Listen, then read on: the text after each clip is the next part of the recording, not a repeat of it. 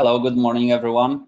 Welcome back to our new series of webinars. And this time we are meeting at our fourth event in the second series of webinars co-hosted by the Department of Buildings and ASHRAE, New York City. Today's topic will cover reporting process for Article 320 of the Local Law 97. And for our new attendees, let me just quickly mention that we will be hosting these virtual webinars over the next few weeks, and the schedule is published on ashraeny.org. You can view it by clicking on the calendar or the events section on our website, and we always share the full updated schedule at the end of the webinars. We also send email reminders to keep everyone up to date on the webinar development. So the next webinar is planned for Friday. So this is in 3 days from today, March 14th, and it will start at 11 a.m. to 1 p.m. Today's webinar will last approximately 2 hours, and the video recording will be available for future viewing. It will be posted on both the ASHRAE and DOB websites. And all videos from the first and second series are also available on both our websites. The PDF presentation for today's webinar is available on ashraeny.org. We will share the link to the event page again in a second. This is the same event link which you used to register for this event. And if you are on the website right now, we are sharing the PDF version of the presentation. So if you look for the PDF icon on the right side of the website, you can download it from there, but also we are sharing it on this platform in the handouts section on your right side if you are using a computer, but it may depend on your system. So please locate your GoToWebinar control panel and go to the handout section where the PDF is available for download. It may be in a different spot depending on the device and the system your device is using. Just a few more housekeeping items for today's event. Everyone except for the speakers is in listening mode only. However, we would like to encourage everyone, as always, to ask questions in the chat window. It may appear as chat or questions, again, depending on your device. So please take a moment to locate the chat section and feel free to submit your questions anytime. The DOB team will answer any of your questions, and additionally, if time permits, we may be able to conduct a brief Q&A session at the end of the webinar. So we will have many opportunities to ask and answer questions, as always. And in case your question wasn't answered, or if the chat function doesn't work for you, please feel free to email your questions directly to the email address posted in the chat, which is beam_ll97@buildings.nyc.gov. And you should be able to see the email in the chat right now. At the end of the webinar, we will also share a link to the presentation evaluation survey. So please feel free to share your feedback and let us help us improve. So next, before I welcome our speakers today, let me just repeat for those who just connected to this webinar. The slides are available for all attendees in the handout section of the control panel, and also on our website, ashraeny.org. If you're on our website, just go to the event page for today's webinar, and it should be the PDF icon on the right side of the page. Finally, please allow me to introduce our speakers. All are with the Department of Buildings. We have today Emily Hoffman, Thomas Carpenito, Jim Kim, Mauton Uenu, Anthony Thompson, and so that's pretty much it. So welcome everyone, and a virtual round of applause for our presenters. And I believe, Emily, are you kicking off today's? Yes. Thank you, Luke. Welcome. Thank you for joining. Thank you, Luke. And as always, thank you, ASHRAE, for hosting this series that we're putting together on reporting for Local Law 97 compliance. Next slide, please. Today is our fourth session, and today we're going to be talking about Article 320 and 321 compliance, how you submit those reports, along with any deductions that you're applying. So this is going to be a pretty technical one. We're going to go into detail on, all the various different deductions. As always, we, want to cover the timeline, the Local Law 97 reporting timeline. You effectively have 6 months to file your Local Law 97 report. The BEAM platform opened last week for reporting. That was the first time you could report. Reports are due May 1st. But there is an automatic grace period for everyone. So that means that you have essentially until June 30th to file your Local Law 97 report. This also applies to your Local Law 88 report. You have until June 30th also to apply for an additional extension. This extension is available to all. You just need to apply for it. And that essentially gets you until the end of August to submit your reports, August 29th. I do want to note that, right, I said any grace period or extension that you're filing for Local Law 88 along with your 97 report applies. But for now, the benchmarking deadline is still May 1st. That is a prerequisite for most 97 reports. So keep in mind that that still is May 1st. We did a benchmarking webinar last Wednesday. You can view that recording online. If you're looking in the questions tab right now on this webinar, you can see the links there. Next slide, please. We have been highlighting the overall reporting process for Local Law 97 and then walking through the details. It's important to note that there are 3 different platforms required for Local Law 97 reporting. This means you need to plan in advance to file your report. You must first go to DOB Now and pay the filing fee associated with the report.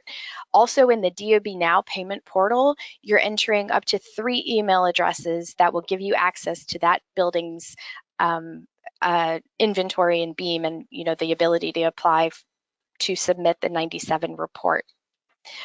These 3 email addresses, again, are the only ones that can access BEAM initially. This is the owner email address, the owner's representative email address, and then you have the ability to also input a service provider email address. Note that the owner's representative and the service provider can be the same person as long as they meet the qualifications of service provider. So once you pay your filing fee in DOB Now, you input those 3 email addresses. That data transfers nightly into the BEAM system. So you must wait overnight for that to go in there. Separately, you must also share your property's information in the Energy Star Portfolio Manager portal. This is a new process if you're not familiar with it. Make sure you review the benchmarking forum and detailed steps that we've been providing on what you need to do to share this information with the city's account, city's Energy Star Portfolio Manager account. Once you share that information with New York City, that data will transfer nightly into BEAM. So both of these data transfers happen nightly. Once you're in BEAM, you have the ability this is where you submit your 97 report, and then it comes to DOB, and there's a staff review process. All the communication will happen through the BEAM platform related to your report. I also just want to note that sharing your information with New York City, this is not required. It's not a prerequisite for filing an Article 321 Prescriptive Energy Conservation Measure report. Just note that if you have a 321 building that's filing for PECMs and you are subject to benchmarking, you still must follow this step, but it's not a prerequisite for filing your 97 report. Next slide. All right, and I'm going to pass it off to the rest of the team to go through the details of how to file an Article 320 and 321 2030 report. And Thomas, thank you. Hi, everyone. Yep, so we'll be going into the filing fees for the Article 320, Article 321 report we'll be doing. That allows you to submit deductions and alternatives to your building emissions calculations.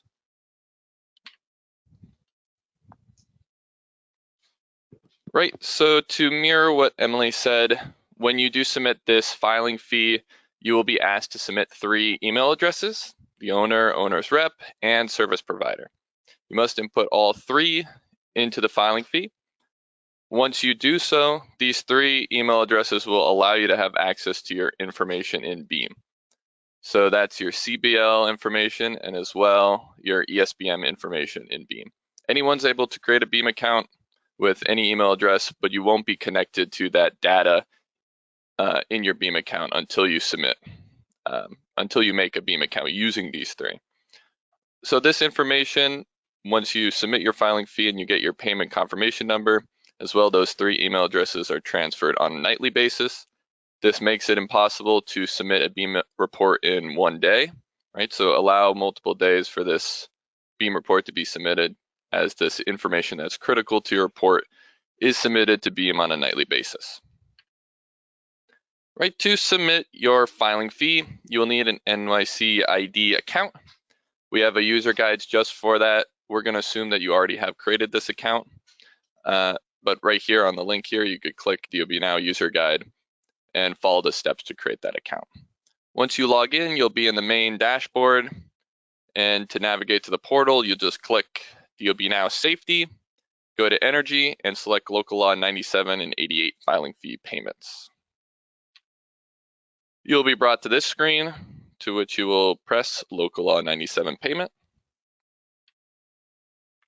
And you'll be asked in the stakeholder section to input information that we talked about previously. So those 3 email addresses. Depending who's submitting the filing fee, whether you're the owner or owner's rep, the information will auto-populate based on which account is being used to submit. So that NYC ID account information, you're unable to change that. You need to go into your NYC ID account and change any information that's pertinent to the report, because that will auto-populate in this filing fee here. Right, so depending on who's doing that as well, you could alternate tabs to submit either owner's rep and as well service provider on the right. There's also an owner's type function. So there's a drop down here that allows you to select your owner type, obviously. Why this is important, so we have multiple fee exempt user types. The only difference is when you select one of those fee exempt user types, you won't be asked to pay at the end of this filing fee. There'll just be an option to submit. But for this example, we'll be selecting Article 320. You'll select yes, I'm filing a compliance report in the portal, and you'll submit your filing year as 2024, or your report year. You will select annual buildings emissions report, and then you'll be able to select all the deductions and alternatives that may apply to your property. So shared energy service, beneficial electrification, we have the works. These right here will trigger a complex fee of $6.15, right? So the next step after you select your deductions and alternatives, you have to input your building information, right? So you'll do that through your BBL. You'll input your borough block and lot. You'll search for all the bins that are applicable to your property. This example, we only have one, but you could select multiple. And then they'll populate on the bottom of your filing fee here. You'll have to select yes. You know, this bin, all the bins associated are associated with a single owner, or the property is a co-op or condo. You could also have the option to do any related payment confirmation numbers on the bottom there. You know, if you're not fee exempt, you'll click that proceed to pay. If you were fee exempt, it would just have a submit button. So say yes, I will pay this $615, and you'll input all your payment information. You'll be rewarded with this payment confirmation number. This is the important step here. So this is the one that's transferred to Beam on that nightly basis. And you'll also input this when you're submitting your report in Beam. You'll also be given all of the transaction numbers and payment information. This information could also be found on the same page as before, so your building inventory page in DOB Now. And this will be linked to your NYC ID as well. Right, so in order to submit this, unless you're doing PCMs, you need to share your ESBM data with Beam. We also have a user guide for this as well, so please feel free, if you don't have ESBM, create an account there, share your data with us in Beam, and then that information will be transferred to your account. So I'm going to give it over to Jean. Thank you, Thomas. Good morning. So I'm going to walk us through the ticket number 4 of the Beam Help Desk for Article 320 building. So Emily gave us a very good overview of this ticket. So Thomas, if you can click on the new ticket. So it starts with the help desk, then you go to plus new ticket and go to number 4, local law 97, building emissions limit and RDP attestation for Article 320. So again, Amy gave us a very good overview of this ticket in our very first webinar for Beam, but we will revisit this today just for a little more details, and also how this relates to more complex reporting, which Anthony will go do a deep dive. They're pretty complex. That's why we call it complex report and simple report, complex fee or simple fee. So with this ticket, you could basically tell us you're doing a complex report or simple report for your Article 320 building. So this is a very fundamental ticket for pretty much all Article 320 buildings report. And when I said simple report, what I meant was you have a very typical Article 320 building, just a single building on a single tax lot. In other words, a single bin on a single BBL. And your building's emissions from last year do not exceed 2024 limits without having to use any of those deductions or alternative coefficients, then your report will be very simple and pretty easy. You just have to indicate that through the series of questions on this ticket and just submit your ticket. And that's all you need to do for your typical, very simple Article 320 building to demonstrate compliance with the Local Law 97 for this year, because this is an annual building report for Article 320 building. So Thomas, let's go down a little bit. So first, you have to enter the email address. We've been saying this over and over. It could be one of those 3 email addresses: building owner, building owner's representative, or a service provider. Or it could be another user that one of those 3 email user account holders added to this property after they logged in. So that user will get all the confirmation of this ticket, and if there is any future communications between the building owner for this property and us, this email will be the communication channel. So select the email address properly. After that, you will enter the building address that has to match the one that we have in DOB biz, and you enter BBL and bin number. Those also have to match those you entered in DOB Now, Local Law 97 filing fee payment portal, and also in ESPM. They have to be, there shouldn't be any discrepancy by adding dashes or spaces. Then your ticket for this submission will be received properly. just note that this BBL and BIN, they have to match the one on our local 97 covered buildings list. After adding BBL and BIN, then you have to indicate what emissions limit type you're using for this property. So if you click on the downward arrow, it shows two options. We discussed this already. So for this year's report and next year's report, you could use building code occupancy group or ESPN property type. But after next year, we'll have to use ESPN property type.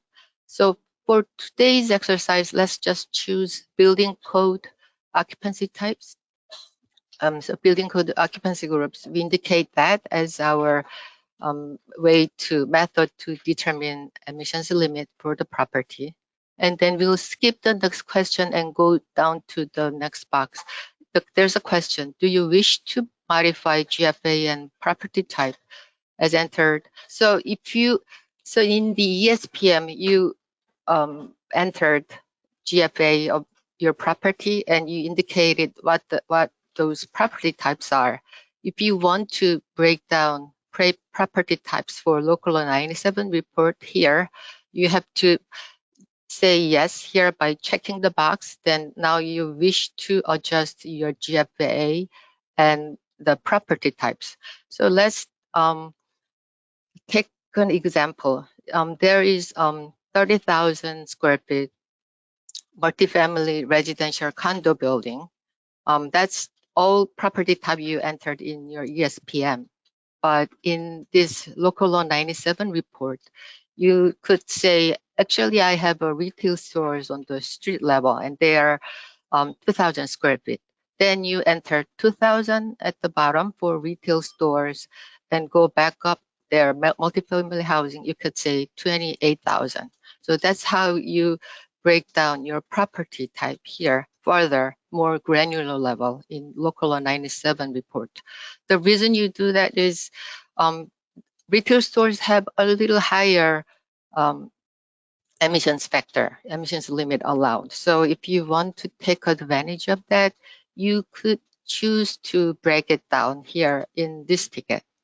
So that's how you do it. And just one nuance, if you go back up a little bit, Thomas, so you chose building type, building code occupancy groups as your emissions limit methodology. But if you remember, those 10 property types are not the building code occupancy group. They were like top most common building property types in New York City local 97 buildings. That's why we listed those 10 ESPM property types. And further down, if you click more, you will get 15 more ESPM property types. But we chose building code occupancy groups. So the way BIM recognize your property types, if you go back up a little bit, Thomas, again. So there is the blue text that is linked there, so can be viewed here.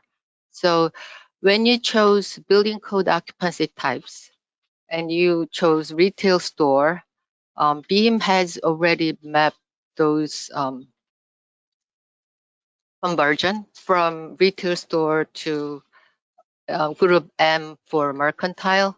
So like you see here, you entered 2,000 for retail store, but the BIM will take that as a mercantile group for building code, and it will use proper emissions factor from building code occupancy groups instead of ESPM property types. So that was an example. And if we can go back to the BIM, Thomas. So that's how you modify the GFA and property types in local law 97. Now, if we go, the question we skipped is the one, do you wish to add any local law 97 deductions or alternatives to calculating annual building emissions? So this is how we determine if this is a complex report or a simple report. So if you have not used any of these deductions, for example, if you have multiple buildings that share energy service. You have a beneficial electrification. So you installed heat pumps recently and you want to get the benefit from those heat pump installation. Or if you have a solar panel on the roof, so you use the solar electricity deductions. So any of deductions, if you have, you indicate here as in the downward arrow, you click yes here.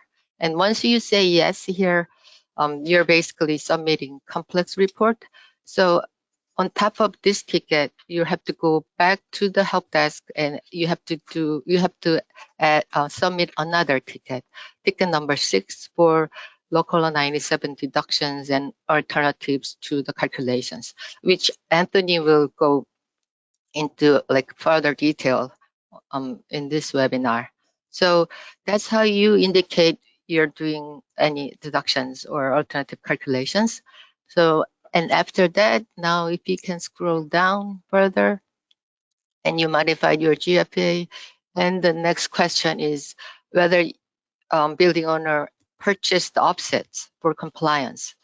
If have purchased, then we also have to say here, yes, you have to select the box. The building owner has purchased the offset. And then what was the offset amount has to be entered in tons of carbon below. And after that, it's just the registered design professional's attestation. It has to be reviewed by a registered design professional. Like, you know, it has to be New York State licensed professional engineer or registered architect.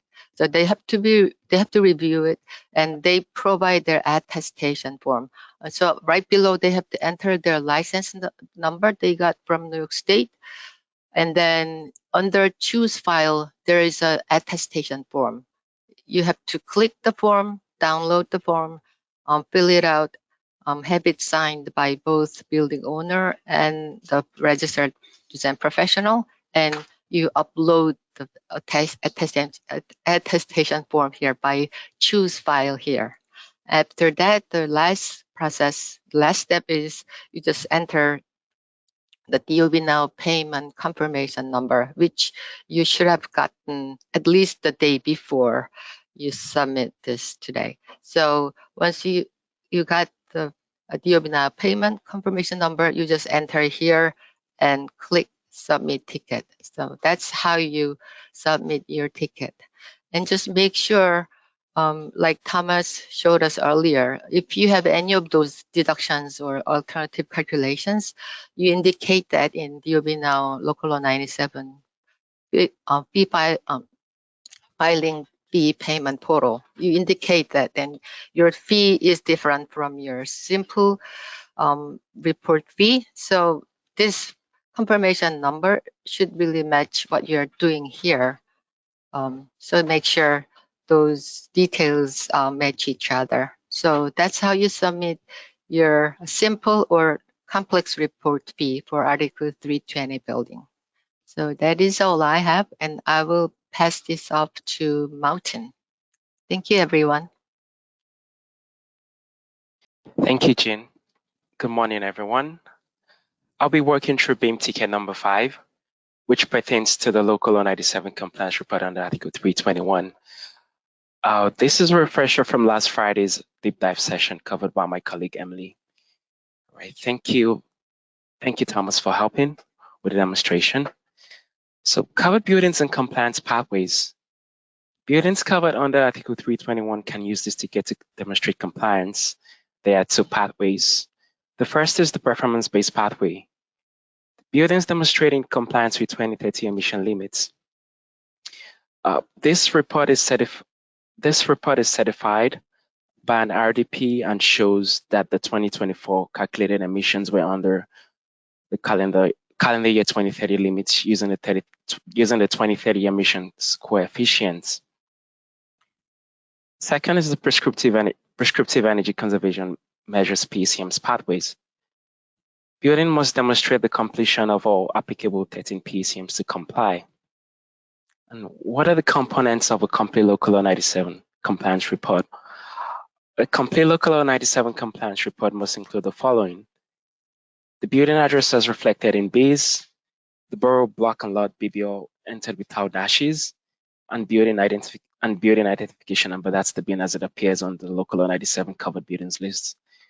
For this demonstration, we will solely focus on the performance-based pathway and compliance with 2030 emission limits.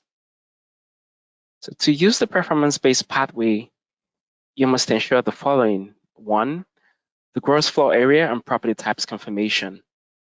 These data must be correctly entered into Energy Star Portfolio Manager for local law 97 reporting. However, for property type data change that is inconsistent with ESPM's reported data, please see last Friday's webinar recording that adequately addressed this by my colleague Emily, and as earlier shared by Jean. For this pathway, it is mandatory to have the ESPM data transmitted into BEAM, which is not a requirement for the PDCM pathway. Second is a professional attestation and documentation upload. A registered design professional must provide attestation and upload supporting documents. Retro commissioning agents cannot attest for this pathway. Only registered design professionals are authorized to.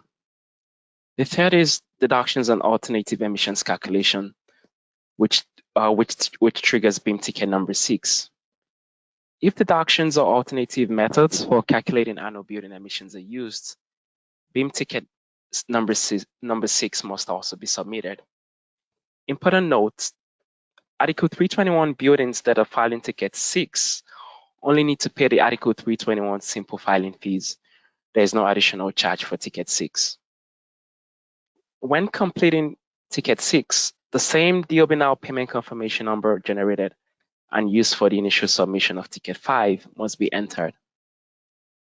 Follow the screen instructions to populate the required fields as it appears on BEAS and local law 97 covered buildings lists. Then you want to choose the performance-based pathway from the drop-down menu. Select yes. Select yes.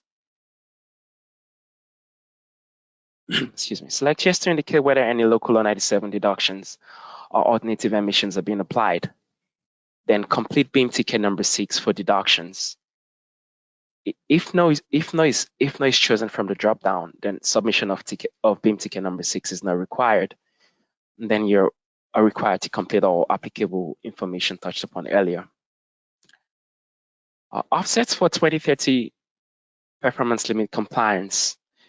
Additionally, Article 321 buildings complying using the 2030 performance limit pathway may purchase up to 10% offsets of the emissions limit. A future webinar will cover offsets in more detail. And finally is the payment and submission details.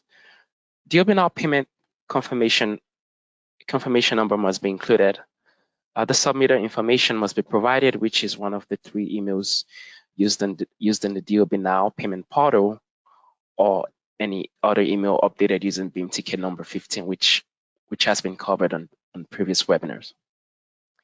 Ticket 5 compliance reports require standard submission fee, but no additional compliance report fee is required. After all of this, you're good to submit the ticket. And this concludes the portion of my demonstration. Up next, my colleague Anthony will provide a detailed walkthrough of ticket 6, including how to apply deductions and alternative emissions calculations. Thank you. All right, thank you, Martin. Before Anthony jumps in, I'm just going to do an overview of ticket 6. So this particular ticket is to apply any of the emissions deductions or alternative calculations to your annual emissions. So the way that this ticket is designed is, if you scroll down, Thomas, it asks a question on which type of deductions or alternative calculations you're applying. So you'll see the first question is, would you like to add a solar deduction? If you say yes, then additional information will open up and it'll ask you to input the annual, kilowatt hours. If you, go to the next one, would you like to add a storage deduction? If you say yes, it'll ask you what type of storage deduction. And it gives you a place to, if you select on-site, it'll give you a place to enter the deduction you're claiming in tons of carbon equivalent. And then, under each one of these, there's a file to upload your supporting documentation. So the ticket's pretty simple in that we're just asking you to input the deduction that you're claiming. And we have a separate, Excel workbook template that Anthony's going to go to in detail that calculates this value to be added into this ticket. Now, the way that this ticket works is that all of the deduction information that's entered here, once it's submitted, that information is it's essentially deducted out of your annual emissions. And you'll see that reflected in the building inventory in the column titled emissions-complex. So if you're applying any of these deductions, you'll see 2 annual emissions. You'll see one for simple, and that's basically your information taken from ESPM, converted into tons of carbon. If you see the emissions-complex, that's your, your annual emissions. And then any of these deductions that are in this ticket, any of these will be, rolled into that equation there. So that's, just wanted to talk about how this particular ticket functions with, your building's inventory. And then any of the, the emissions overage over the limit is determined from the emissions, taken with the deductions applied. This ticket can be used, as you heard before from Gene and Mountain, that this ticket can be applied to, either the 320 submission.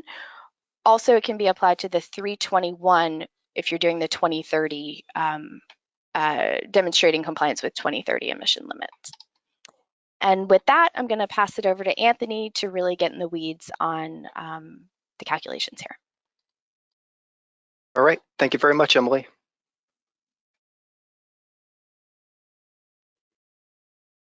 So now we're going to start by going through the individual deductions as they appear in Ticket 6, provide a little bit of background information on what needs to be submitted in support of those different tickets, and to demonstrate the user templates that are available to provide as the supporting documentation. So starting with solar. Any background information, by the way, is also going to be available in the Article 320 Information Guide and any previous webinars and information sessions hosted by the Department of Buildings. So starting with solar, the Department of Buildings is really allowing 2 different credits to be available for solar, one for the host and one for the off-taker. So the point of receipt is going to be considered the host, and the point of delivery is going to be considered the off-taker. The host would be the building that actually has the solar array on its rooftop, and the off-taker would be the building that's consuming that clean solar electricity. In the case where you have one building that is hosting the solar array and then consuming that electricity directly on site, this is where the double credit would come into play, because they get the single credit for hosting the array and the single credit for consuming that electricity that's emissions free. On the right side, we see some caveats. The first is that the electricity that's being generated has to be sunk into the Zone J grid, meaning the electricity has to be used within New York City. So in the first example, the host is generating 40,000 kilowatt hours, but they are outside the Zone J, so the host credit would not be available. Instead, off-taker A and off-taker B would get credit for the amount they consume based on that meter consumption total. In the second example, we see that the host is located within Zone J. Therefore, the host building would get credit for 40,000 kilowatt hours being generated on site. Off-taker A, who's located in Zone J, would get credit for 30,000 kilowatt hours consumed. And off-taker B, who's not in Zone J, would not get credit for consuming emissions-free electricity under this covered building report. Next slide. Okay. So the other option to be used for solar installations would be time of use. This determines the actual grid electricity coefficient and the amount of emissions avoided based on the actual hourly marginal grid coefficient. So we'll go into greater detail on time of use as its own portion of Ticket 6 a little bit later on, but that's also an option for time of use calculations. Otherwise, the solar benefit that's being provided is essentially being based on the emissions coefficient from Local Law 97. So, because electricity from a solar array is emissions free, if that were being metered electricity consumption from the building, the emissions associated would be subtracted out. This way you net to zero emissions for your solar array. Next slide. So a little bit of a distinction for front of the meter versus back of the meter. Front of the meter is typically for utility scale, much larger installations. And in such case, the electricity would be then sent to the building meter coming from the utility scale grid. And then for behind the meter, this is typically for smaller buildings, commercial, residential, where the solar array is right on the roof and going directly to the building. The difference here for application to Local Law 97 is how that meter data is being entered into Beam. So for front of the meter, the solar electricity that's being consumed by the building is included in your metered electricity consumption. Therefore, the portion that's coming from the solar array would need to be subtracted out. For behind the meter, the amount of electricity being consumed by the building is coming right from the solar array and excluded from your meter data. Therefore, that amount of electricity has already been removed and does not need to be additionally subtracted out again. Next slide. So now we're going to start to discuss the user templates that are available to be posted as supporting documentation to each one of these tickets. So this is the first tab, which is the instructions tab that defines the general building information. Next slide. Highlighted in yellow on the right side, we see the building information that needs to be uploaded in support. So this is the same information that would be uploaded to Beam, and this is a little bit of a cross-check to make sure that the correct templates are being supported for the correct building. So again, this would be building address, BIN BBL, and specifying who is actually filling out the user templates. On the left side, we see a key. Anything that's in that light green color is going to be a user input, so there's the values you'll actually enter. Anything that's in that neon green color means it's a user input, but it could be referenced from a different template.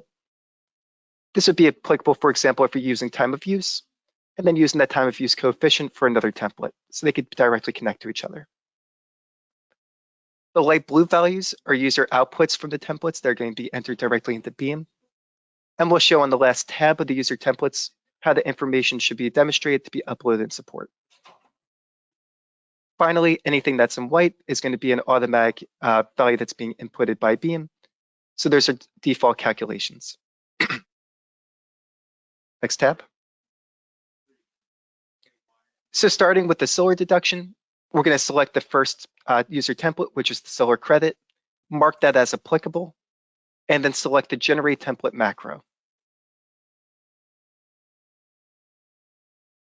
So there are different applications, as I mentioned, for both offsite and onsite. Offsite would be those consuming the solar electricity, and onsite would be those hosting the solar electricity.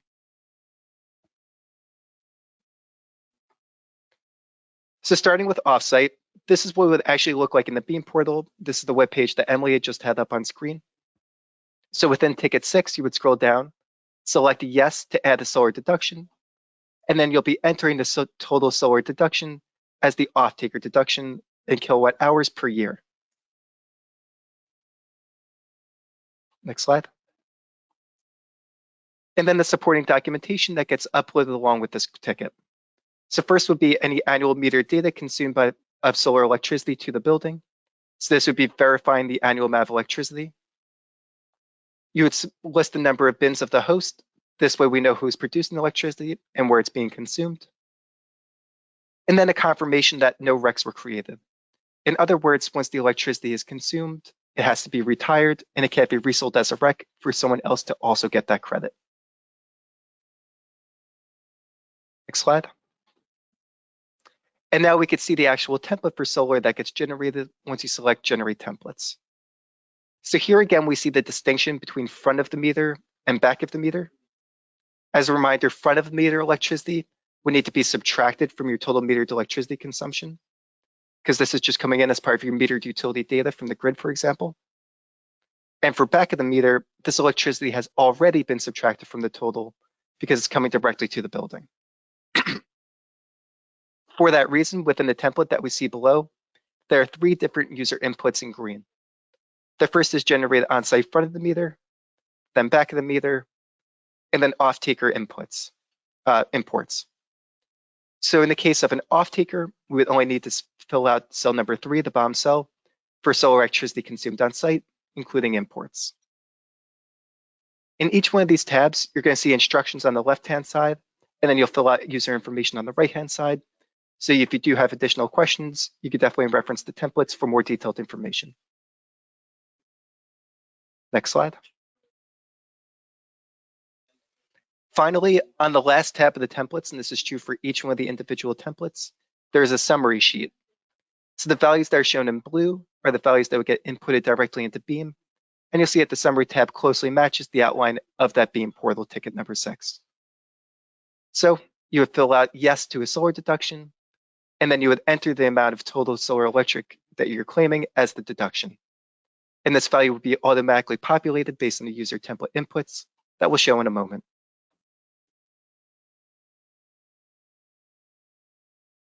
Here's an example of filling out the tab. This would be for 30,000 kilowatt hours per year being consumed on site. So you enter that value into the bottom cell, and that becomes your electricity deduction that gets entered into Beam on the right side.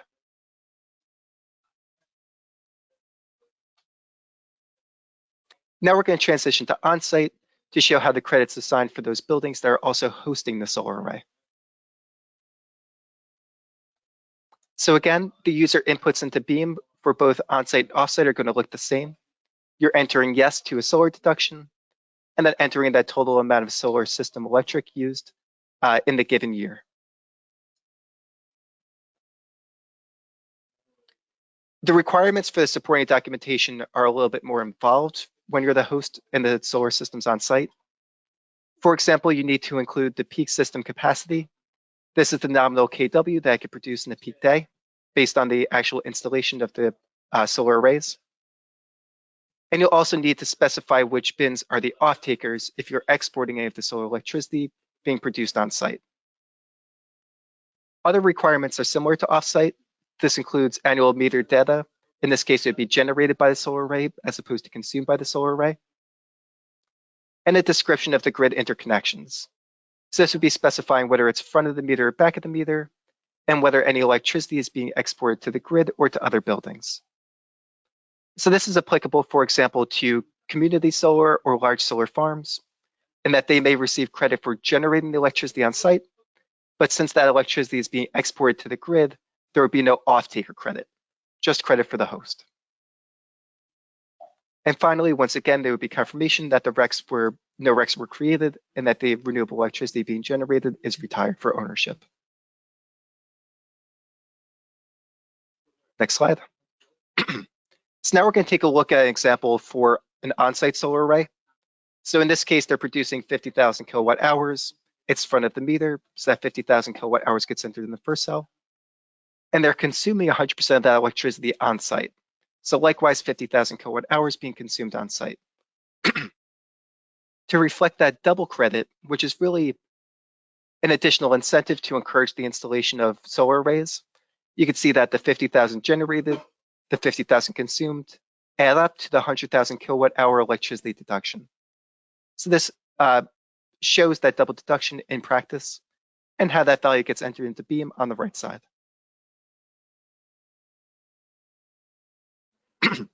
Two more examples. The first is 50,000 kilowatt hours of electricity produced on site, front of the meter again, but this time the electricity is being exported to the grid. They would get credit for the 50,000 kilowatt hours being generated, but no credit for consumption, and the total deduction would match that 50,000 kilowatt hours. The second, little bit more nuanced example is when 25,000 kilowatt hours of electricity is produced on site. In this case, it's back of the meter instead, and the electricity is being consumed on site. So here we enter 25,000 kilowatt hours for generation back of the meter and 25,000 kilowatt hours for consumption. However, as mentioned earlier, because this is a back of the meter installation, the amount being consumed by the building is already accounted for and counted as zero emissions electricity, so the additional subtraction is not necessary. Therefore, the total electricity deduction would match the 25,000 kilowatt hours being consumed on site. Next slide. Okay, so now we're going to switch over to storage deductions. The logic here is going to be very similar to on-site solar, except the credit is going to be a little bit different. Next slide. Okay, so similar to solar, there are essentially two different options to get credit. The first, again, is going to be time of use. This is based on the actual hourly marginal grid coefficient for all 8,760 hours in a year. Time of use is only going to be available when meter data is available for the entire year. And because 2024 was a leap year, that does mean 8,784 hours of the year. Alternatively, for for storage developments, the option would be the total emission spread, or TES. So this is looking at the difference between the dirtiest hours of the day and the cleanest hours of the day, taking that difference and saying that's the amount of emissions that be avoided based on the capacity of your storage system. So I'll describe this a little bit more in detail in just a moment. Sample storage systems would be for on-site. This would be having a battery right in the building, maybe on the roof or in a parking garage. And for off-site, this would be purchasing from a utility scale storage system, for example. Next slide. So a little bit more detail on time of use. This could be used by either the host or the off-taker, as long as the energy storage system has hourly data available. Some advantages of using time of use is one, it can account for periods of inactivity when the battery is not actually charging and discharging. And secondly, it looks like the actual emissions during the peak hours and the off-peak hours to determine that emission spread based on the actual operation. Total emission spread, for example, will assume the operation of the battery. Additional information on time of use will be discussed a little bit later on as its own section of Ticket 6. Next slide. Perfect. So here's a little bit more background information on how TES, or total emission spread calculation, is determined. These are coming directly from the Article 320 Information Guide, and more detail is always available in RCMY 10314, which is the source for these equations. So you can see that ESS, or the emission spread from the storage system, is based on the capacity of the battery storage system, the total emission spread value that's determined by the Department of Buildings, and the assumed round trip efficiency of 85%. The total emission spread, as determined by the Department of Buildings, is based on the hourly marginal emissions coefficient for the two cleanest days of the day, two cleanest hours of the day, and the two dirtiest hours of the day. So we'll take a look at that calculation in just 1 second. Next slide, please. Okay, so first we see that yellow column. This is a little bit of background information for total emission spread to understand how it was calculated. These are the hourly emissions from the grid as determined by the time of use profile. It looks at the two dirtiest hours, the two cleanest hours, and if we flip to the next slide, takes that difference for each day of the year.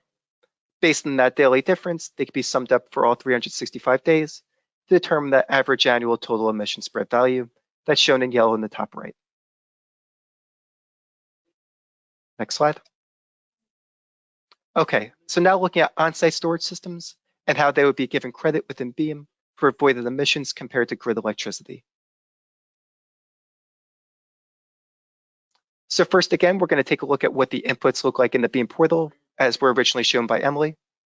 So you'd be selecting yes to a storage deduction and then specifying that this is an on-site storage, for example. The next user input would be the total storage deduction in tons of CO2 per year. So this is the amount of emissions that's being subtracted from your report, or in other words, the amount of emissions that are avoided by storing electricity instead of purchasing directly from the grid. So supporting documentation for on-site storage systems would include the storage system capacity in kilowatt hours. So if it has a 20,000 kilowatt hour capacity, for example, that would be the value entered. This is not annual consumption, this is peak capacity of the battery. The second is metered data for the battery electricity discharged. So this is the annual value, kilowatt hours per year, whereas the first is kilowatt hours per battery. Next would be a description of the grid interconnection. So very similar to solar, This would be stating whether the electricity is connected to the grid or to an off-taker building or being consumed on site.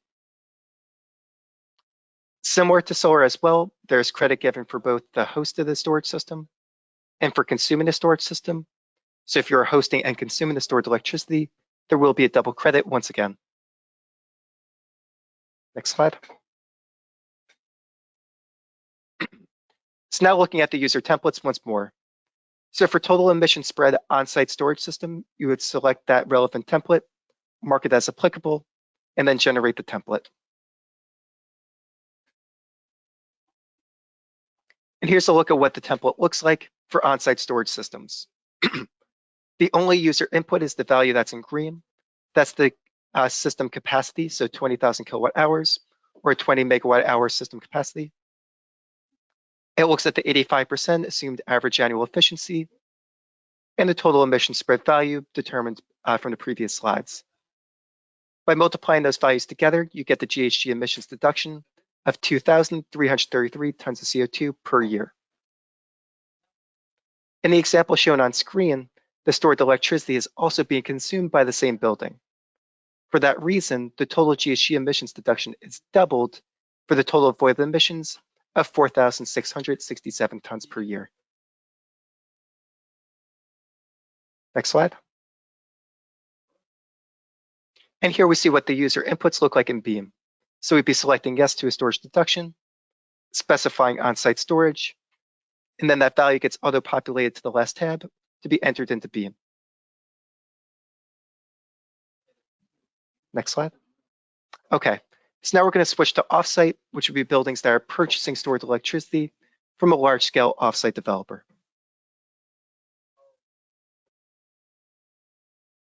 So again, the inputs to Beam are going to look very similar. You'd be selecting yes to adding a storage deduction, but this time stating that it's an offsite storage as opposed to onsite storage. For offsite storage, there are two options, as we mentioned earlier. The first is time of use, but the Department of Buildings is also allowing the total emission spread methodology to be used for offsite, but in a little bit different of a way. So we'll show that in just a moment. Additional information on storage systems will also be part of the forthcoming guidance and rules updates. So please take a look at updates to the Article 320 information guide for additional information in the future. And then again, you'll be entering the total deduction claimed in tons of CO2 per year. In this case, the supporting documentation is a little bit less cumbersome than on-site storage developers. All that's needed is the metered data for the battery electricity consumed, meaning the total annual consumption from the building, and the bin of the host. This way, the storage system could be connected back, the generator, and the off-taker. Next slide. So now, because it's an offsite system, we'll be selecting the offsite template, marking as applicable, and again, generating that template. So we'll see that the template looks very similar for both onsite and offsite, but the big difference is the user value that's being entered. Previously, we were entering the capacity of the system, 20,000 kilowatt hour capacity battery. Now for offsite, we're entering the total amount being consumed per year. So this is 10,000 kilowatt hours per year. Based on the amount being consumed per year, the daily average consumption could be determined of 27 kilowatt hours per day. That's 10,000 divided by 365. And then that 27 is basically used as the system capacity. So you're multiplying that capacity by the efficiency and the total emission spread to determine that total GHG emissions deduction. And if we go to the next tab, we'll see that value being auto-populated into the user input tab. So yes for deduction, offsite storage, and the amount that we're claiming as the deduction. In this case, 3.197 tons of CO2.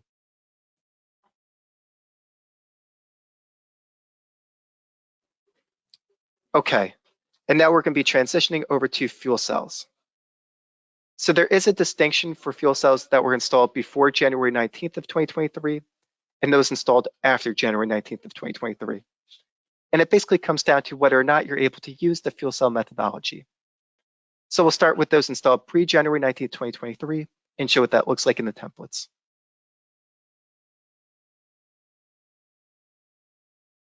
So within the Beam portal, first you'd be selecting yes, that there's a fuel cell on the project, and validating that it was installed before January 19th of 2023. Next slide. And then entering the fuel cell deduction in tons of CO2. So this is an estimate of the amount of emissions that were avoided by operating the fuel cell, as opposed to using grid generation capacity units. The supporting documentation in this case would be the annual amount of natural gas being consumed by the fuel cell and the amount of electricity being generated by the fuel cell, as shown in the user template. Next slide. So this is showing what the formulas look like coming directly from RCNY 10314. So the fuel cell emissions, marginal emissions avoided, is based on the amount of natural gas consumed, the emissions coefficient associated with that natural gas being consumed, and then the difference between the fuel cell emissions limit and the marginal grade coefficient. The marginal grade coefficient is assumed to be improving year by year, and these values are specific to fuel cells. So when you're submitting documentation for a fuel cell, in the first compliance year for 2024, you'd be selecting 2024 in the user template to use the relevant marginal grade coefficient. Next slide, please. So here again, we're going to see which one of the user templates we would be selecting. In this case, it would be natural gas fuel cells. And again, the RCNY formula is shown. This case would be 10314.12. So we mark applicable for the template and then generate the templates.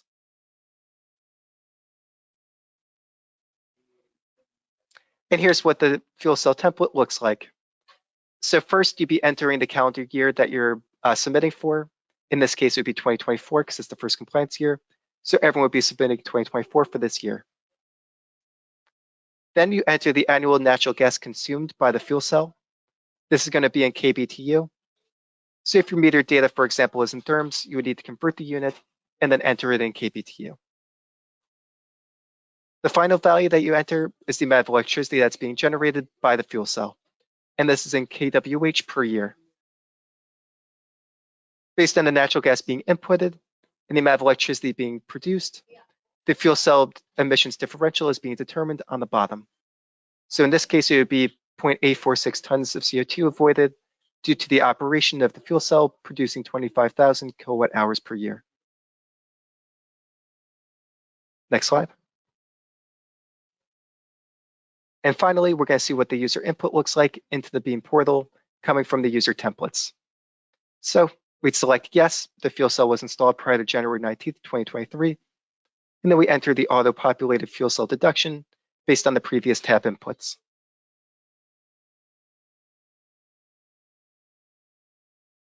For fuel cells installed after January 19th, 2023, the fuel cell methodology is not available. So instead, they would be using time of use or basing their emissions on inputs.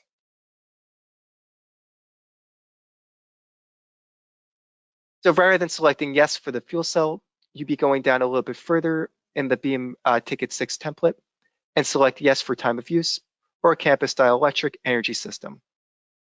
So in this case, it's really a campus-style electric system. You're producing electricity on site. So the amount of emissions are being associated with that fuel input. Next slide.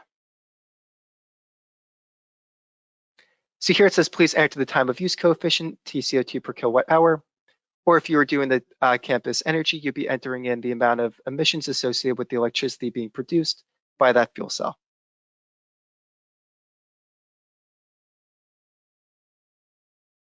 And then the supporting documentation would be the TOU spreadsheet or the campus electric spreadsheet, as well as hourly utility data. And we're going to go over both time of use and campus electric equations a little bit later on in this presentation.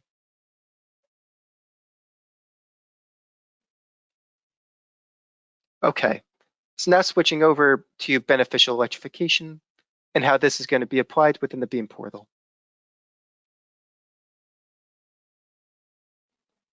So beneficial electrification through the Department of Buildings is a program that's intended to incentivize the early installation of highly efficient space heating and space cooling potentially equipment. So this is only applicable to the direct replacement of fossil fuel using equipment or very low efficiency electric resistance heating equipment, for example. Because beneficial electrification is required to replace existing fossil fuel or low efficiency equipment, this would not be applicable to any new construction projects, only existing construction that's replacing large equipment within the building. The requirements for beneficial electrification also differ for air source heat pumps, water loop heat pumps, or those without a efficiency dependent on capacity or outdoor temperature, and then for domestic hot water heat pumps. The beneficial electrification deduction is doubled if you install it before 2027, and then a single credit for those installed between 2027 and 2029. The motivation here is to encourage that early adoption because there is a concern that come 2029, many building owners will realize that their buildings may be out of compliance come 2030, and there may be a large technological crunch to install the equipment and electrical infrastructure upgrades that would be needed all at the same time. So in order to phase out those improvements, there is a double credit being available for those installed before 2027 and single after 2029.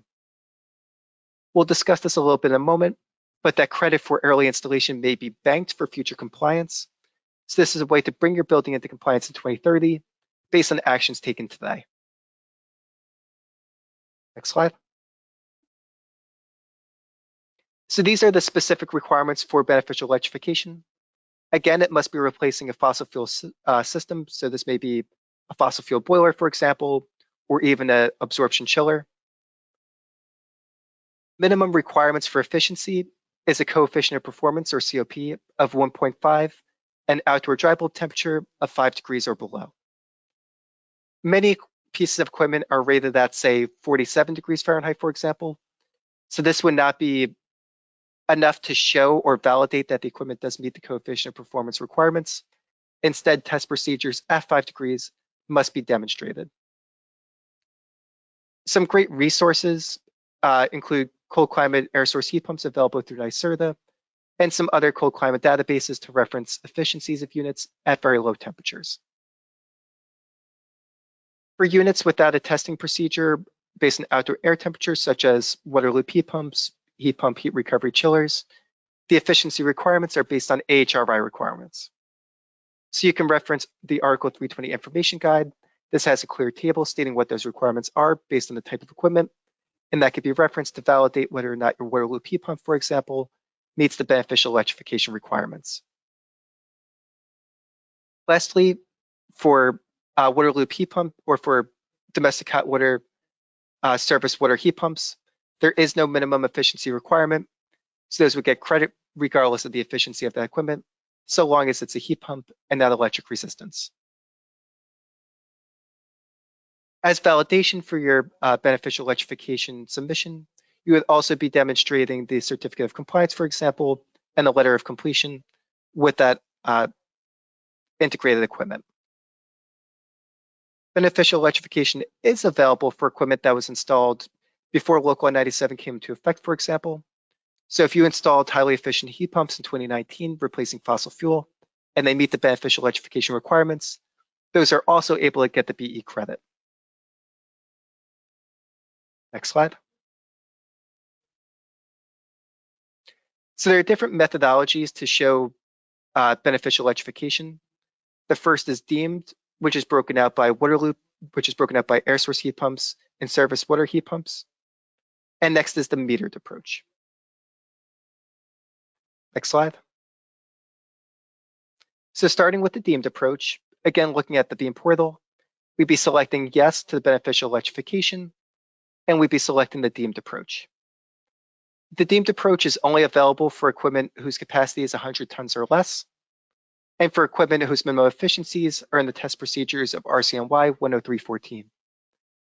So in other words, water loop heat pumps would not be allowed to use the deemed approach, they would have to use metered, and equipment over 100 tons would have to use the metered approach.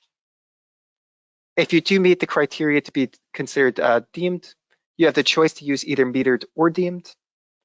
The two approaches are created to give approximately the same amount of avoided emissions. So there is no additional benefit to choosing one versus the other, for example. Next slide. So the user templates are based on RCNY 103.14 and the information guide. The specific tables that are being referenced come from the technical resource manual, which I'll go over in a moment. And there are separate templates for air source heat pumps, 14.14, and for heat pump water heaters, 14.15 and 14.16. And these are based on the different equations that are available in RCNY 103.14. Information that's going to be entered into the template. This includes the total quantity of deemed heat pumps, and this would be just for unique systems. So for example, if you have 5 different heat pumps, they have different capacities, different installation dates, and different efficiencies, they'd be entered as a quantity of 5. However, if let's say you have 20 small units, they're all the same capacity, they're all the same efficiency, and they're all serving the same building, then you can enter in a quantity of 1 unit, and number of like units would be 20. So quantity represents number of disparate units, and number of like units is for number of units that have the same unit or same specs. Other information that would be entered would be the capacity at 5 degrees Fahrenheit. This is what the equations are based on. The date of installation to confirm the credit.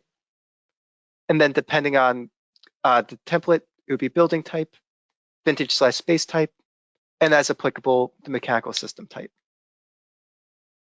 So much of this information is being auto-populated in the beneficial electrification tab, and we'll show that in just a moment. Next slide, please. So here's what it would look like in Beam. You'd be entering in the total electrification deduction as a result of your beneficial electrification, and then clarifying whether or not you want to bank these credits for future compliance. Next slide. Supporting documentation. In this case, you can use the DOB template. This pulls in all the relevant tables. In addition, you have to show the documentation that was submitted to the Department of Buildings as part of the equipment replacement. So first is the capacity, verifying that's under 100 tons, and then any letters of completion and certificates of completion. Next slide. So this is coming directly from the Article 320 information guide. The DOB has also put together other webinars on beneficial electrification specifically. So if you're looking for more information, please do reference those other resources. Starting with air source heat pumps, the amount of credit is a portion based on the equivalent flow at hours or the amount of time it's anticipated that such a mechanical system would be operating. The equivalent flow at hours and the assumed efficiency of the equipment are used to determine approximately how much electricity would need to be consumed by this beneficial electrification equipment. So all resources are coming from the Technical Resource Manual, Appendix A. You can see that there's going to be different occupancy type categories or different system definitions. So those specific definitions, if you do have any questions, can be pulled directly from that Appendix A. Next slide, please. So now we're going to take a look at the user template. This is deemed for heat pumps, so we'll select the applicable template based on RCNY formula 103-14.14, mark applicable for that template, and then generate the templates. Next slide. And here's what it would look like down on the bottom. So to repeat, you'd be entering the total quantity of heat pumps. These are disparate units. Number of like units. These are if the units have the same specs, they can be entered in the same row. You'll enter the individual system capacities, the dates of installation, and then the relevant building metrics. As a reminder, on the right side is a table of the credit that's applied for before 2027, and then the credit for 2027 and 2029, showing that the credit is doubled for before 2027.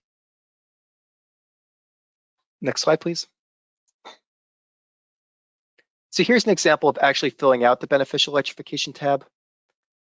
In reality, the building type will likely be the same for each one of the beneficial electrification pieces serving.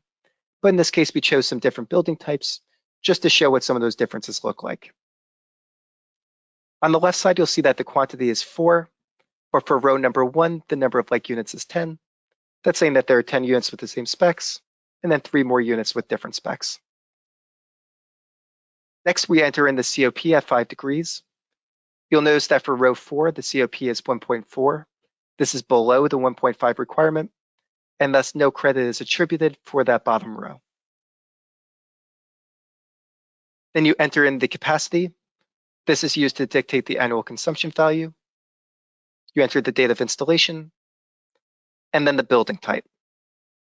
So in these examples, you could see large commercial or small commercial, and then multifamily. Based on your building type, there's going to be a list of vintage or space types. So for large and small commercial, this would be a space type specifying whether it's a large office or a small office, for example. And for multifamily, this would be based on vintage. It could be a pre-war uninsulated brick or built from 1979 through 2006, for example. As a reminder, all definitions are available in the Technical Resource Manual and repeated in the Article 320 Information Guide. For specific space types from the Technical Resource Manual, the mechanical system may need to be known. In this case, that's only a requirement for large office, and this cell will auto-populate green to prompt that user input as applicable. Based on these inputs, the equivalent fluid hours is determined, or how often that equipment must be running. This is used to determine the annual consumption, and that's multiplied by your credit factor to determine your total credit for beneficial electrification installations. You will notice, based on the Technical Resource Manual, that the equivalent fluid hours varies significantly based on that building, vintage, and system type. So please do be careful to select the correct information and accurate information, as this may be audited by the Department of Buildings in the future. Next slide. And here again is the output and the final tab within the templates to be input into the BEAM portal. So yes to beneficial electrification deduction, specifying that you're using the deemed approach, and then the aggregated emissions for each individual unit gets summed up to be entered into the portal.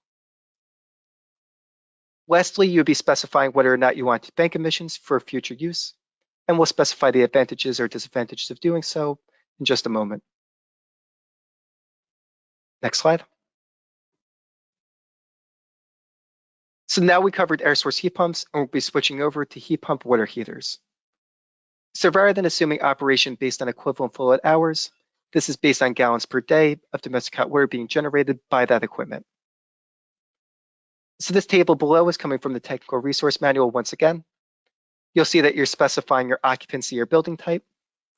This will dictate your gallons per day rate, as well as the relevant occupancy metric. Next slide. So here we'll be selecting the next template. This is beneficial electrification deemed for water heaters based on RCNY 10314 equations 15 and 16. So you mark applicable and then generate templates.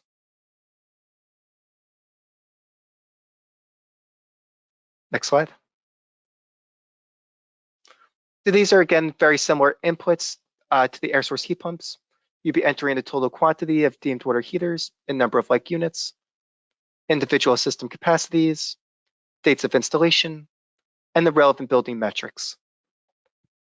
The big difference here is that there is no minimum efficiency requirement, so that input got removed. Next slide. So this shows what the inputs would look like into the BEAM portal for deemed approach for heat pump water heaters. You'll see in row 3, there are 2 like units, so the credit for that row would be doubled. And again, we're showing a little bit of variation in occupancies, although typically these would all be the same for one submission. The occupancies selected are office, multifamily, and retail, and based on that selection, the relevant occupancy metric is automatically populated. So for office, you'd be entering the number of people as the metric. Multifamily, you'd be entering the number of dwelling units. And for retail, you'd be entering the gross floor area.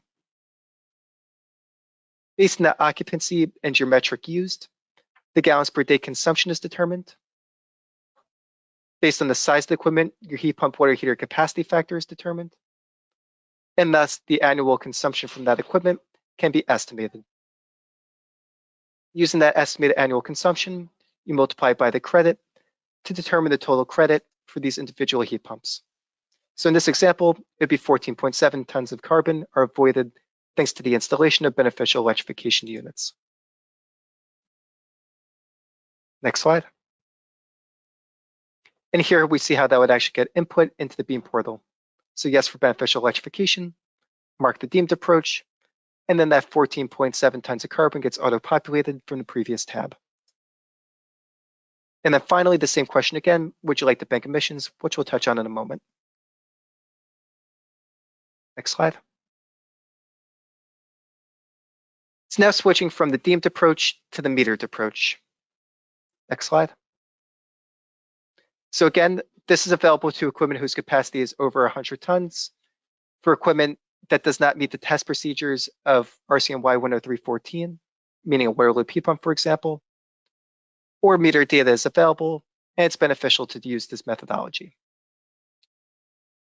So in order to use this approach, you need separately metered electricity from the utility, saying exactly how much electricity is going to each individual unit, for example.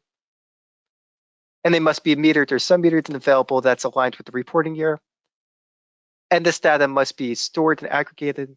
This way it could be referenced in the future if there were to be an audit on the amount of energy used, for example. Next slide. So very similarly, you'd be selecting yes for the beneficial electrification deduction, but now you're selecting the metered approach, which has a little bit different documentation and supporting uploads. Next slide. I will mention that you would have the option to enter both metered and deemed. In that case, you would use both of the different templates, and the total deduction would be the sum of each one of those two tabs. As a reminder, you'd be entering the total quantity, you'd be entering the metered consumption for each individual unit, the peak capacity of that unit, and the date of installation. Next slide. So the first one shows where you enter in that total deduction that you're claiming in tons of CO2, and again, whether or not you're banking those emissions.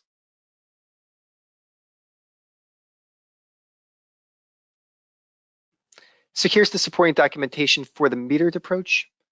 Documentation includes showing the capacity of the unit, verifying that its capacity is over 100 tons, for example, showing the test procedures for that unit if they're not available, so stating that it meets the AHRI requirements for a heat pump chiller, for example, and any letters of completion or certificates of compliance that are needed as part of that submission to the Department of Buildings. Next slide. So finally, you'd be selecting the beneficial electrification meter template, mark it applicable, and generate the template.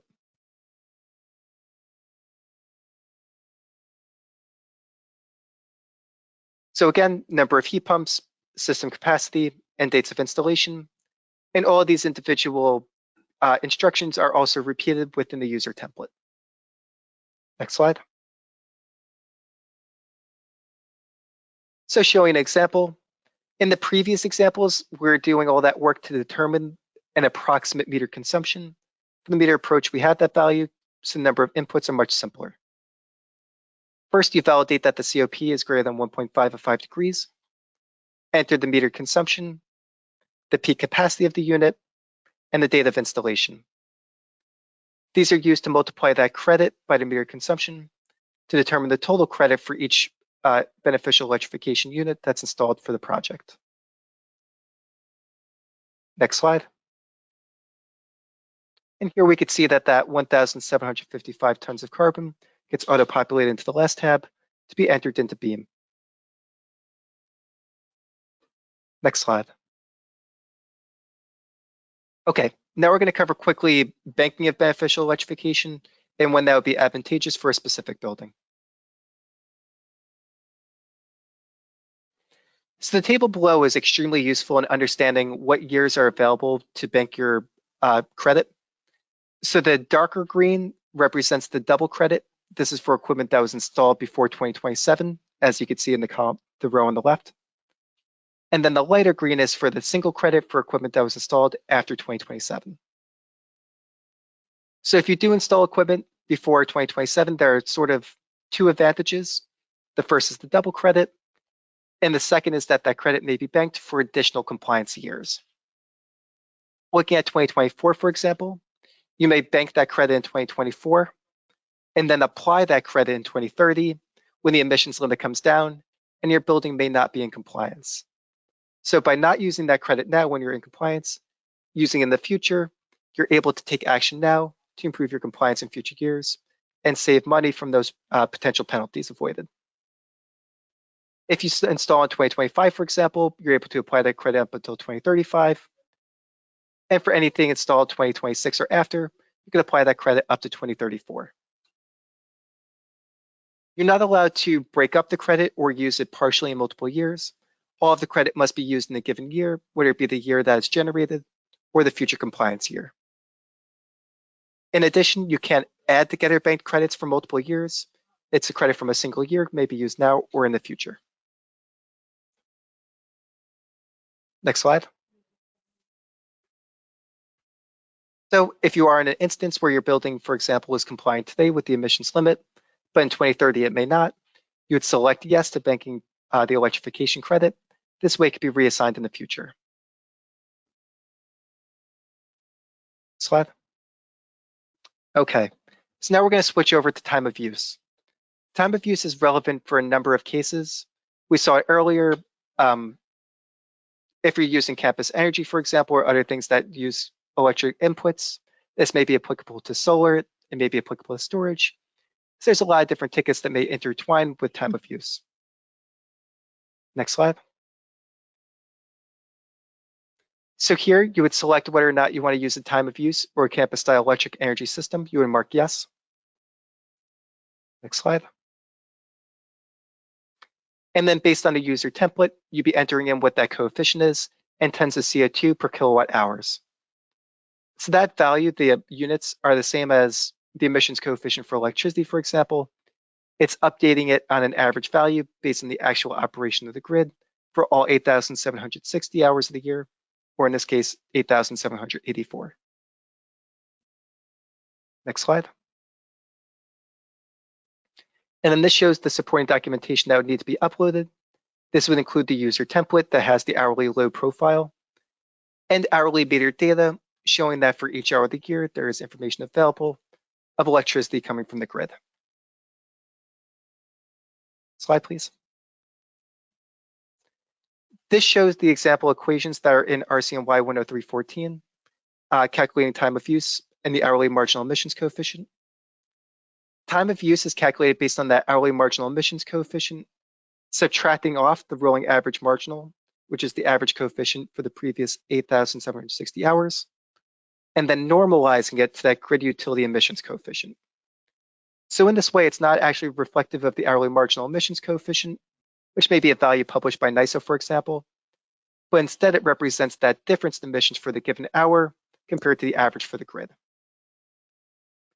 The hourly marginal emissions coefficient is based on the applied heat rate of the input fuel, and it's doing a price as proxy based on that marginal fuel coefficient. Next slide.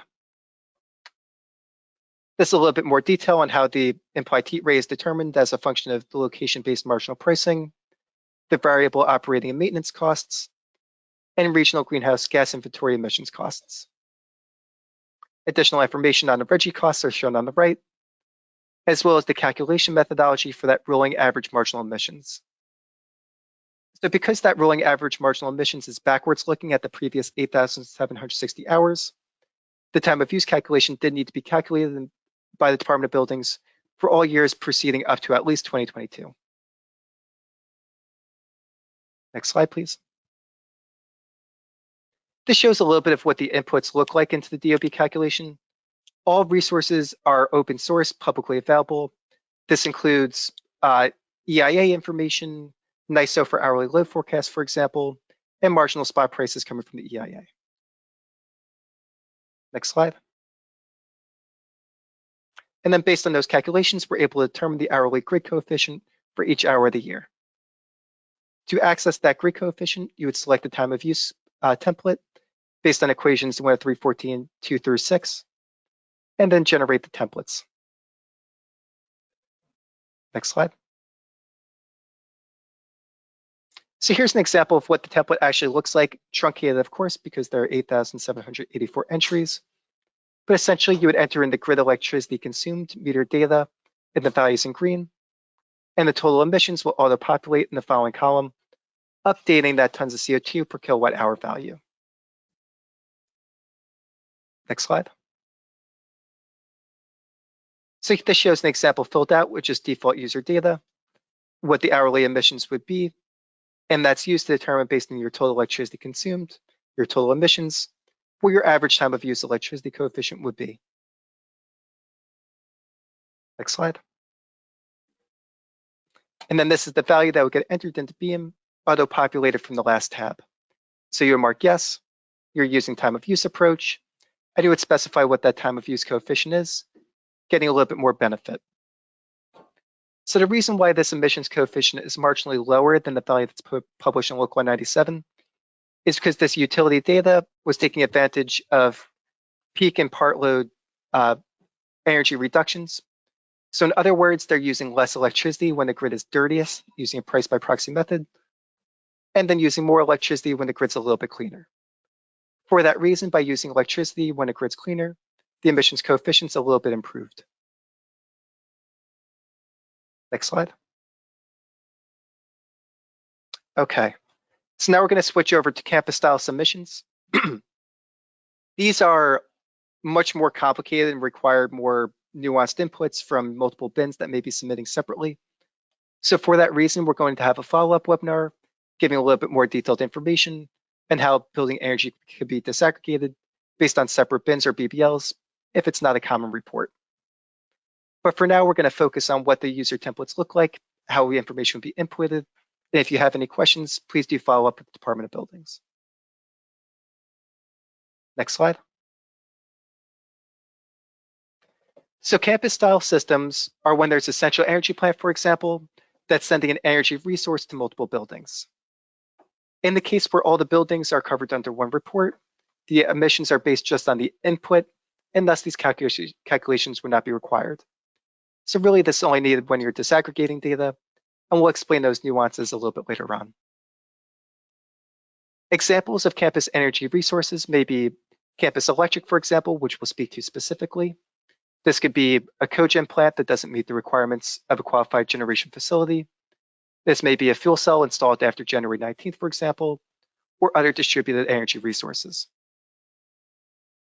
Campus energy resources, for example, may be chilled water, hot water, steam, condenser water, or other resources that are generated at one building and then sent out to others.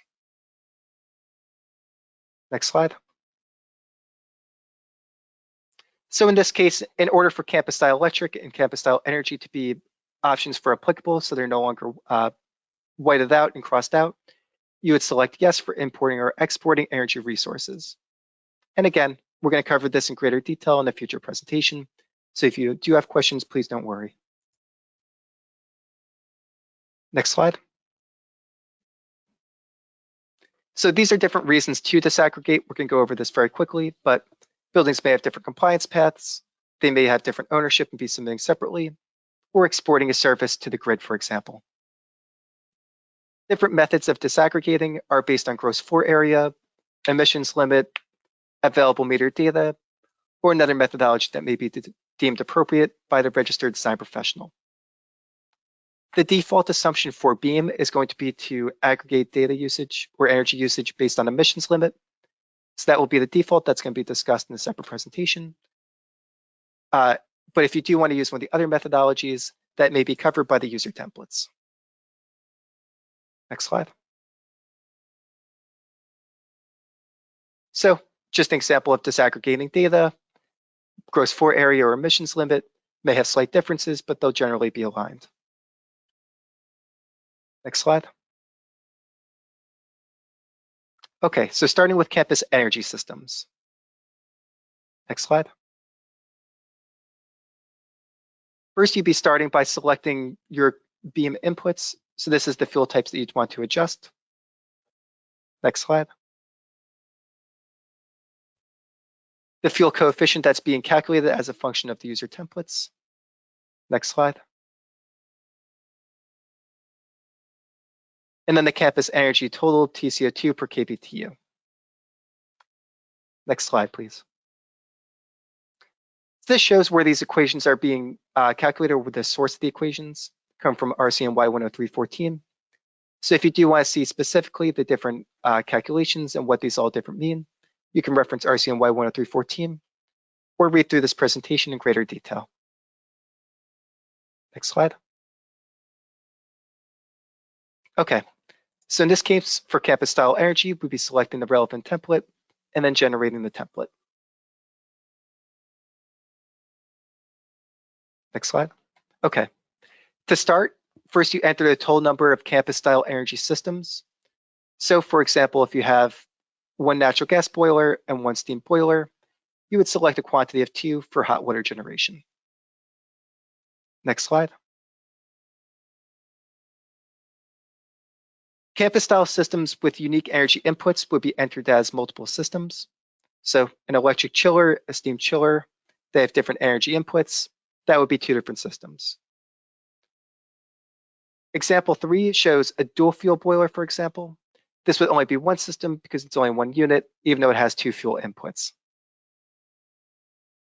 After you enter in the quantity of each campus energy system, you would then associate it or assign a description.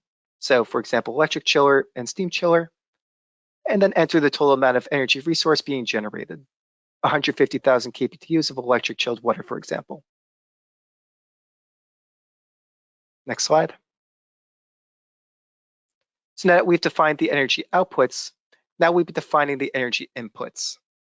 So this is the total fuel input consumed for each one of the individual systems. Using the example of electric and steam chillers, for the electric chiller, you'd enter total utility electricity consumed. And for the absorption chiller, the total amount of district steam consumed, for example. If this were instead a dual fuel boiler, the fuel inputs would be number 2 fuel oil, natural gas consumption, and any electricity associated with pumps, for example. These are used to determine the total emissions input associated with your energy resource. Next slide. And then this shows how the data would end up getting disaggregated to those off-taker bins. So this is being disaggregated based on the emissions limit, and we'll discuss this in greater detail in later presentations. Next slide.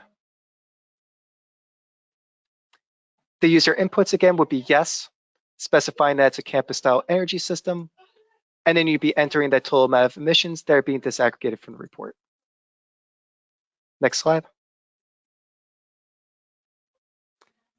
These are a little bit more complicated examples. This is when you're disaggregating by meter data, but for the purpose of this presentation, we're just going to speak high level and state that you would also specify the amount of the resource that's being consumed on site in addition to the total.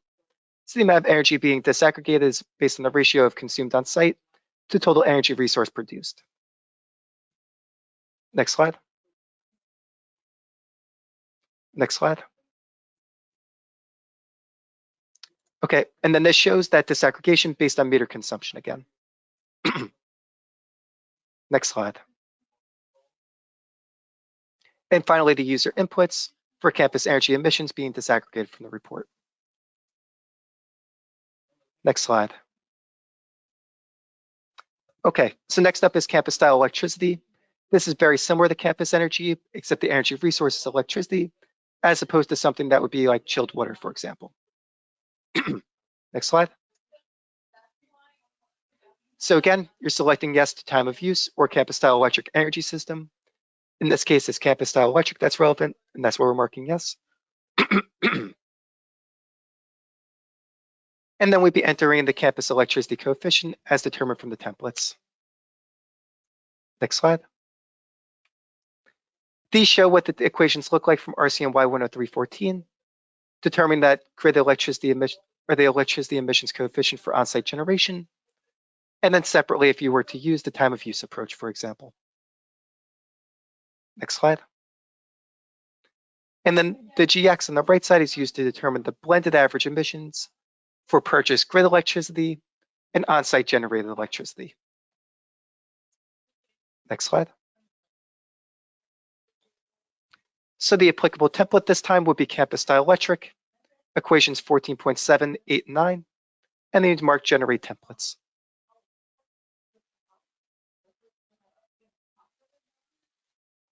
So here's an example of what the campus style electricity looks like.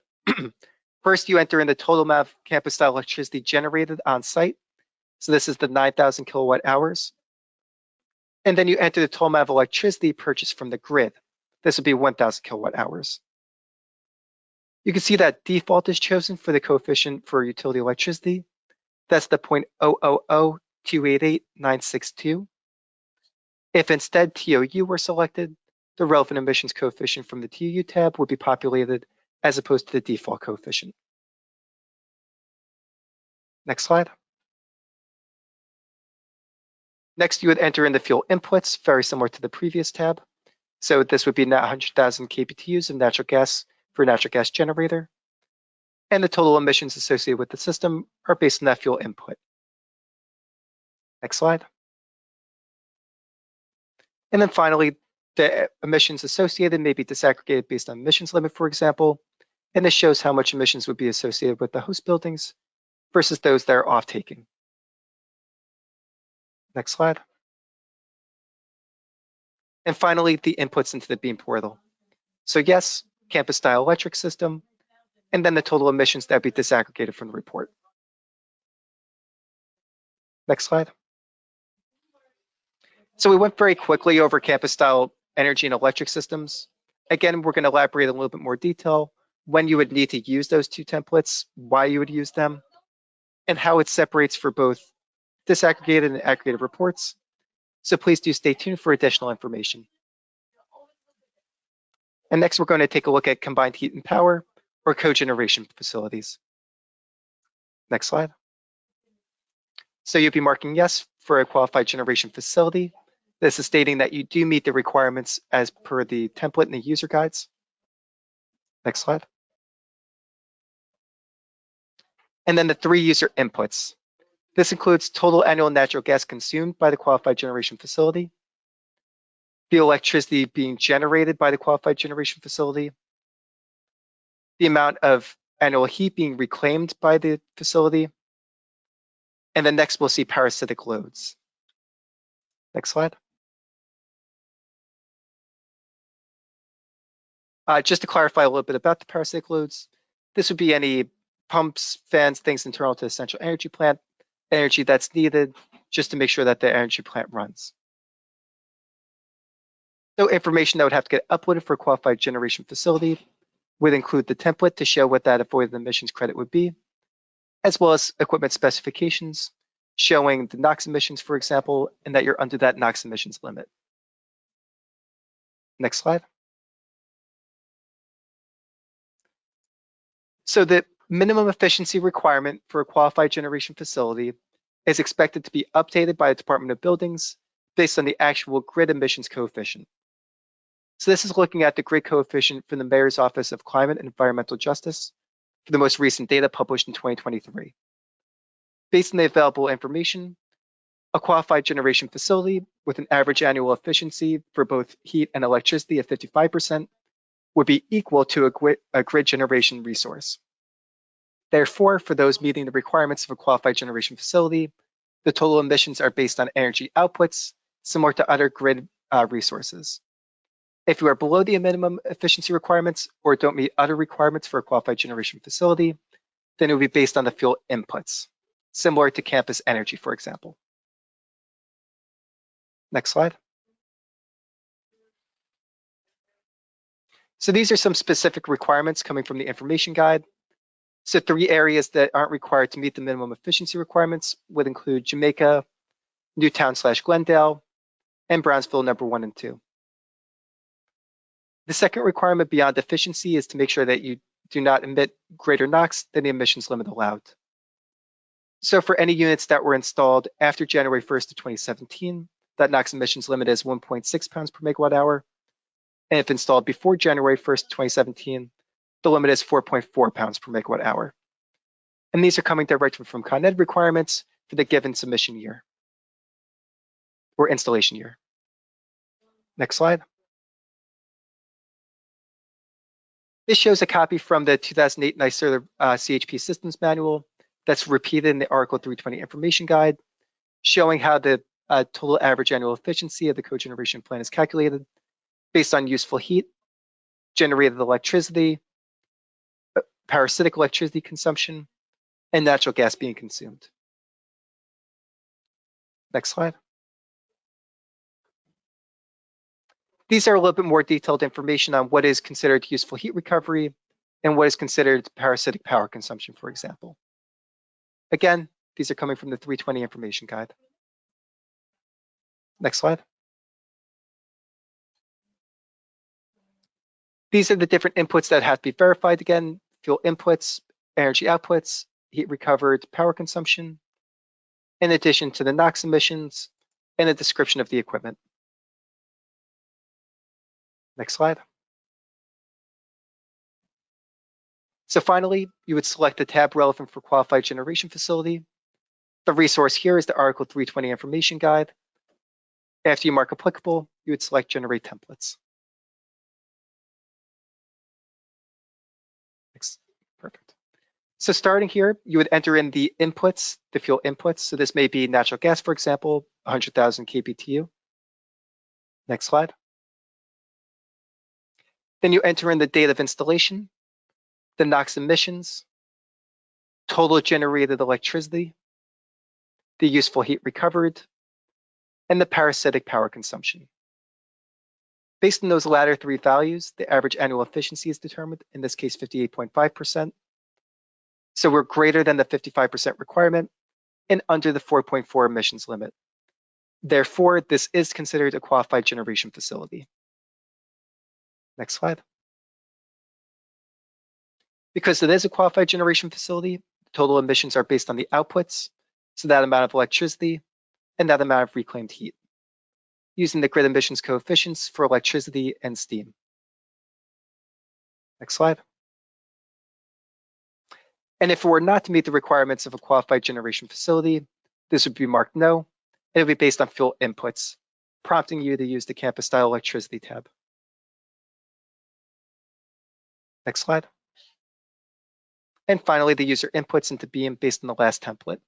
So yes, you would enter in the total amount of fuel that's being consumed by the qualified generation facility, any amount that may be disaggregated, and then your total electricity consumption and useful waste heat. Next slide. All right. And then finally, alternative fuels, which we're going to go over very quickly. Next slide. So this provides information to alternative fuels that are not included in RCMY 103.14. Some examples as shown below may be ethylene, gasoline, or other much less common fuel types. And for such, a new fuel emissions coefficient would be proposed. Next slide.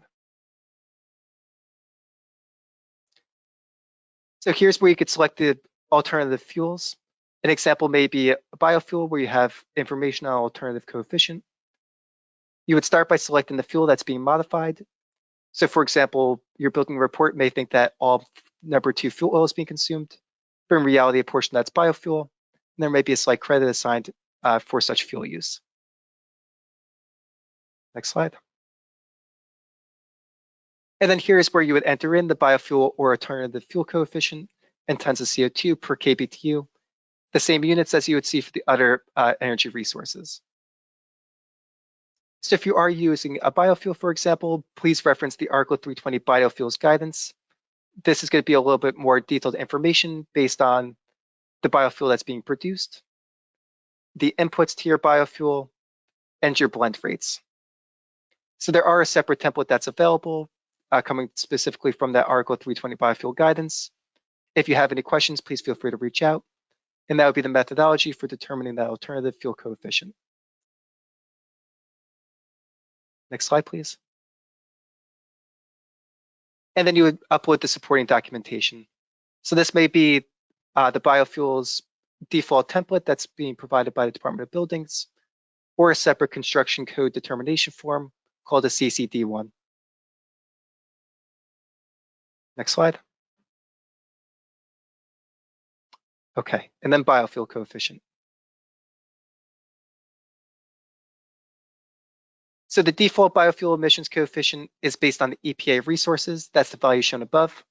This is very close to the emissions coefficient for fuel oil, for example. Slight difference is based on the heat capacity of biofuels due to a slight different chemical composition. So you have the option to use that default biofuel coefficient. Second would be to reference the biofuel coefficient user guide in order to get an adjusted coefficient based on the fuel inputs and the fuel usage. Or third, you may submit a CCD1 form proposing your own emissions coefficient based on the methodology that's being specified in the biofuels user guide. Next slide. Same thing, you would select the fuel that's being modified, be it number 2 or number 4 fuel oil. And next slide. You would enter in that emissions coefficient coming from the biofuels template or the CCD1 form. Next slide. And this should about wrap this up. So again, the same user inputs as we just saw, the CCD1 documentation or the biofuels information guide supporting documentation. Next slide. All right, and that's it for me. I'm going to pass it back off to Lydia and Emily. All right, thank you so much, Anthony, for going through those details with us. We are just up at our 2 hours. So what we're going to do now is we're going to do just a bit of Q&A. I think you all have been seeing all of the questions, in the the questions tab with the webinar. We're getting lots of questions, and we're working on right now consolidating all those questions and FAQs, making sure that the information that we're providing is clear.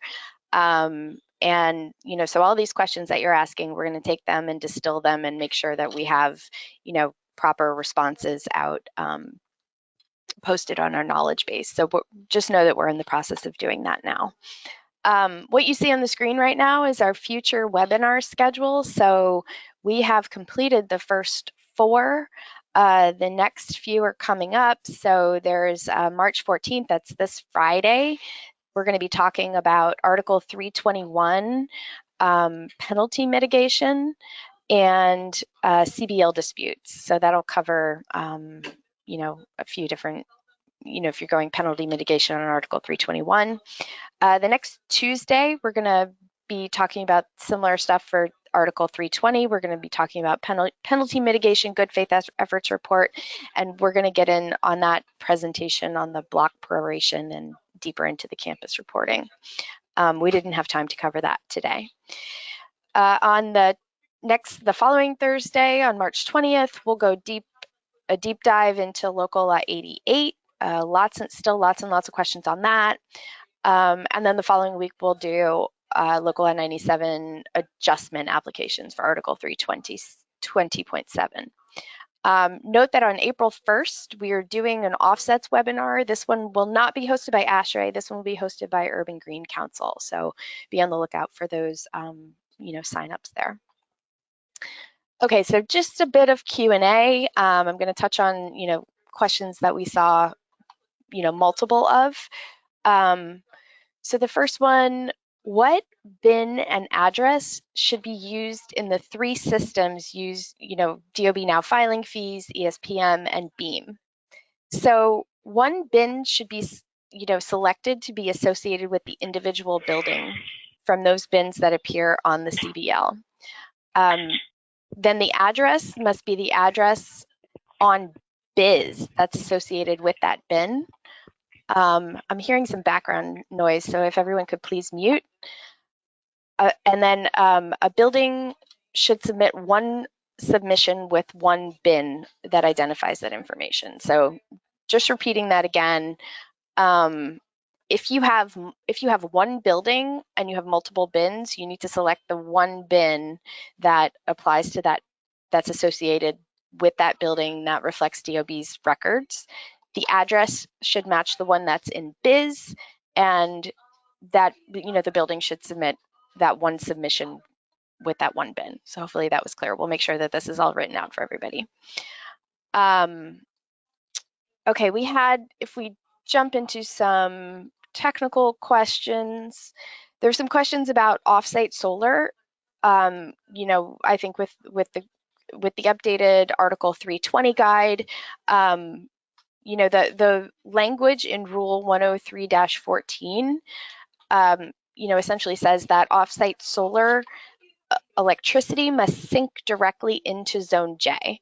So if there is you know, a solar generation system that is just outside of Zone J, if it's in Westchester, Long Island, but those electrons are sinking directly into Zone J, that may be applicable for offsite solar energy. This does not mean you can purchase solar from, you know, upstate New York or a different state. That is not, you know, the intent of, you know, of purchase of this requirement. But the electrons must sync directly into Zone J. So that is in our rule. That language has been in our rule. I think we had just recently put an update out to the Article 320 guide. So I think, you know, that may be more front and center now, which is why we were getting the questions. Okay, we had lots of questions on beneficial electrification. I do want to note that, and maybe someone from our team could put this in the chat, we did have a webinar over the summer on the applicability of beneficial electrification, different types of systems that would apply. We went into detail on these requirements. So ASHRAE hosted that over the summer. So I did, you know, if you have questions on the applicability of beneficial electrification, please revisit that webinar, those slides. I think you'll get a lot of information there.